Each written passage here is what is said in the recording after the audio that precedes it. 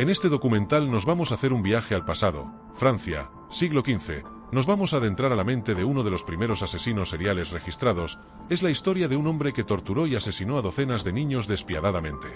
Este no es el retrato de un criminal común. Es la historia de un héroe de guerra, noble y poderoso, que fue compañero de Juana de Arco. Según los registros históricos, uno de los asesinos seriales más antiguos y perturbadores jamás documentados. Su nombre fue Gilles de Rais, pero la historia lo recuerda como el Mariscal de la Muerte. Y mientras el reino lo veía como un hombre de honor y riqueza, en la oscuridad de su castillo desaparecían niños, de maneras inhumanas y macabras. Decenas, quizá cientos. Nadie sospechaba que aquel monstruo que no venía de los bosques, sino que vivía en un castillo, vestía su armadura y le rezaba a Dios. Hoy vamos a descender al origen de esta pesadilla. Y a responder una pregunta clave. ¿Quién fue realmente Gilles de Rais? Para entender la mente de este criminal, nos remontamos al año 1404. En una Francia desgarrada por guerras, hambre y muerte, allí nace Gilles de Rais en la región de Champtocé-sur-Loire. Desde su primer suspiro estuvo rodeado de mucho poder, riquezas, títulos importantes y de sangre noble. Aunque con todo esto su infancia no fue estable. Quedó huérfano muy joven, y fue criado por su abuelo, Jean de Craon, un hombre muy ambicioso, violento y obsesionado con el prestigio familiar. Debido a esto en la niñez de Gilles no hubo ternura, ni límite alguno. Solo una idea constante, de que el poder lo justifica todo. Desde niño, Gilles creció sin consecuencias y sin reglas. Si deseaba algo, lo obtenía. Si se excedía, nadie lo corregía y si cruzaba un límite, era protegido. Gilles de Rais fue expuesto desde temprana edad a la crueldad normalizada de aquella época, observando constantes ejecuciones públicas, cuerpos colgados y castigos brutales. A los 16 años, ya comandaba tropas, a los 20, ya era uno de los hombres más ricos y poderosos de Francia, lo tenía todo, castillos, sirvientes, soldados, y una autoridad absoluta dentro de sus dominios. Externamente, se hacía ver como un joven noble brillante. Pero internamente, se formaba algo completamente distinto. Los testimonios posteriores lo describen como un hombre impulsivo y obsesivo, con una necesidad constante de estímulos extremos. Para él nada era suficiente. Ni la fe, ni la gloria militar, ni la riqueza. Antes de que comenzaran los crímenes, ya había señales. Gastos desmedidos, rituales extraños, atracción por lo prohibido, una fascinación enfermiza por el control absoluto. Y lo que vendría después no surgiría de la nada.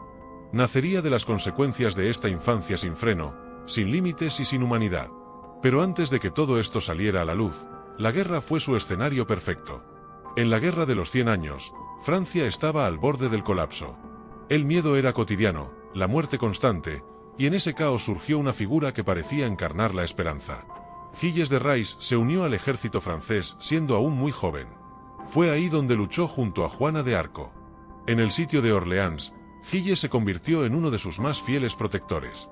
Marchaba a su lado, la defendía en el campo de batalla y ejecutaba órdenes con una devoción absoluta.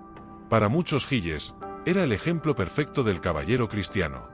La imagen era impecable. Gracias a sus victorias, fue nombrado mariscal de Francia, uno de los rangos militares más altos del reino. Tenía honor, títulos y reconocimiento real. Nadie veía a un monstruo.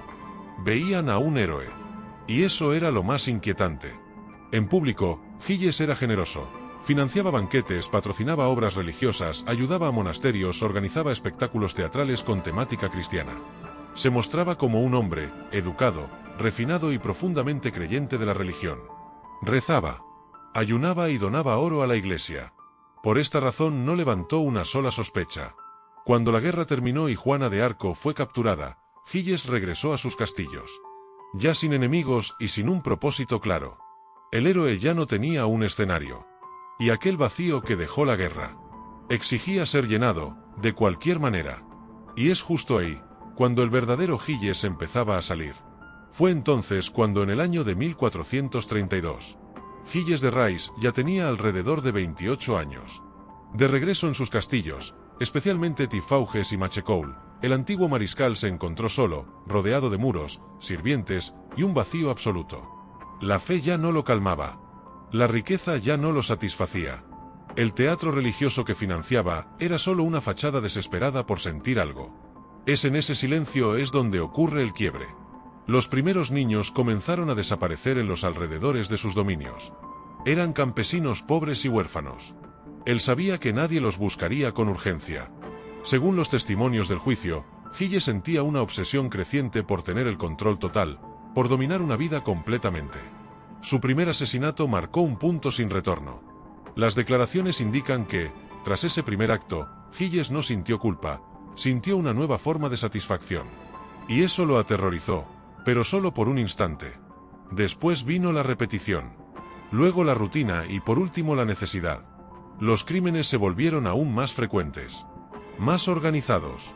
Gilles utilizaba intermediarios, como sirvientes, reclutadores, hombres que prometían trabajo, comida o educación a las familias. Los niños entraban al castillo y no volvían a salir. Mientras tanto, afuera, Gilles seguía siendo el mismo, hombre noble y educado, el mariscal respetado, pero dentro de los muros se estaba formando algo distinto. El héroe de Francia había encontrado una nueva guerra. Una contra los más indefensos. Y ya no había marcha atrás. Con el paso de los meses, los asesinatos dejaron de ser impulsivos. Se convirtieron en un sistema. Gilles disfrutaba del proceso. Los relatos del juicio describen tortura prolongada, humillación y violencia extrema. Gilles buscaba dominar cada momento, cada gesto, cada súplica. La muerte no era el objetivo final, era el cierre. Después, los cuerpos eran mutilados, desmembrados o quemados. En muchos casos, se intentaba borrar cualquier rastro. Huesos triturados. Restos arrojados a fosas, ríos o incinerados dentro del castillo. Pero había algo más. En su desesperación por recuperar poder, riqueza y sensaciones extremas, Gilles se volcó al ocultismo y al satanismo. Rodeado de alquimistas y falsos hechiceros, realizaba rituales nocturnos donde mezclaba rezos cristianos con invocaciones demoníacas. Creía que el sacrificio de niños le otorgaría conocimiento, placer y favor de entidades infernales. Ya no se trataba solo de matar. Ya se había convertido en una ceremonia. Durante años, el miedo y la nobleza lo protegieron. Pero Gilles cometió un error fatal, cruzó a la vista pública. En 1440, ordenó el secuestro de un joven no dentro de sus dominios, sino en territorio ajeno, lo que provocó un conflicto legal con otro noble. Esta vez hubo testigos. Hubo denuncias formales.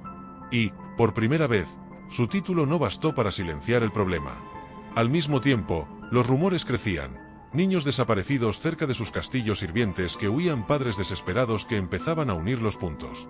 La Iglesia, que antes lo protegía por sus donaciones, comenzó a observarlo con recelo.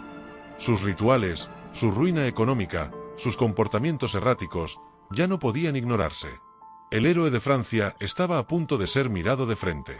Y cuando eso ocurrió, todo lo que se escondía tras los muros salió a la luz. Fue entonces cuando en el año de 1440, el hombre que durante años había vivido por encima de la ley fue finalmente arrestado. No huyó. No se resistió. Cuando las autoridades llegaron por él, Gilles de Rais se mostró extrañamente calmado.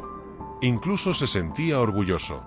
Aún creía que su nombre, sus títulos y su pasado glorioso serían suficientes para salvarlo. Se equivocó. Fue encarcelado y sometido a 2 juicios simultáneos, uno civil y otro eclesiástico. Las acusaciones eran devastadoras: secuestro, violación, asesinato de niños, herejía, prácticas satánicas. Al inicio, Gilles negó todo. Se presentó como un noble incomprendido, víctima de conspiraciones. Hablaba con elocuencia, citaba textos religiosos, apelaba a su historial militar. Su actitud era la de un hombre que no concebía ser juzgado como un criminal común. Pero la presión fue aumentando. Los testimonios de sus cómplices comenzaron a salir a la luz. Sirvientes que describieron con detalle lo que ocurría dentro de los castillos. Y finalmente el tribunal eclesiástico lo amenazó con excomunión, la condena espiritual más temida de la época. Algo cambió. Gilles, profundamente supersticioso, se quebró. Entonces ocurrió lo impensable. Confesó. No solo admitió los crímenes, los describió. Habló de decenas de víctimas. Pidió perdón. Lloró. Rezaba. Pero nunca negó lo que había hecho. El antiguo héroe, el mariscal de Francia, el noble devoto, se reveló ante todos como el monstruo que había sido durante años. El veredicto fue inevitable. El 26 de octubre de 1440. El destino de Gilles de Rais quedó sellado. El veredicto fue leído en público. Culpable de secuestro, violación, asesinato múltiple, herejía y prácticas satánicas. La sentencia fue clara: muerte. Ese día, Gilles fue conducido al lugar de ejecución en Nantes. Vestía con sobriedad. Caminaba sin resistirse. Ya no había arrogancia. Ya no había orgullo. Solo un hombre derrotado por sus propios actos. Antes de morir, pidió perdón. A Dios. A las familias. A la multitud. Pero el perdón no revivía los cuerpos. Fue ahorcado primero, como noble, y posteriormente su cuerpo fue quemado en la hoguera, para purificar simbólicamente sus crímenes y borrar cualquier rastro de herejía. Las cenizas fueron dispersadas. Su nombre, manchado para siempre. Gilles de Rais pasó a la historia no solo como uno de los primeros asesinos seriales documentados, sino como una advertencia brutal: el mal no siempre se oculta en la sombra. A veces viste armadura. Desde un punto de vista clínico, podría encajar en un perfil de psicopatía con rasgos sádicos, caracterizado por baja empatía, búsqueda de control y placer ligado al sufrimiento ajeno. Su posición de poder habría facilitado la desinhibición moral y la repetición de los actos, mientras que el ocultismo podría interpretarse como una forma de racionalizar o ritualizar la violencia, no como su causa directa. No se observan señales claras de psicosis. Habría actuado de forma organizada y consciente, lo que sugiere responsabilidad plena sobre sus crímenes. Así terminamos con esta historia. Cada crimen nos deja preguntas sin respuesta. Cuéntanos desde qué país nos ves y qué opinas de este asesino. Déjalo en los comentarios, quiero leerte. Y si esta historia te dejó intrigado, te invito a ver este otro caso. El asesino del martillo. Uno igual de oscuro, donde la realidad vuelve a superar a la ficción.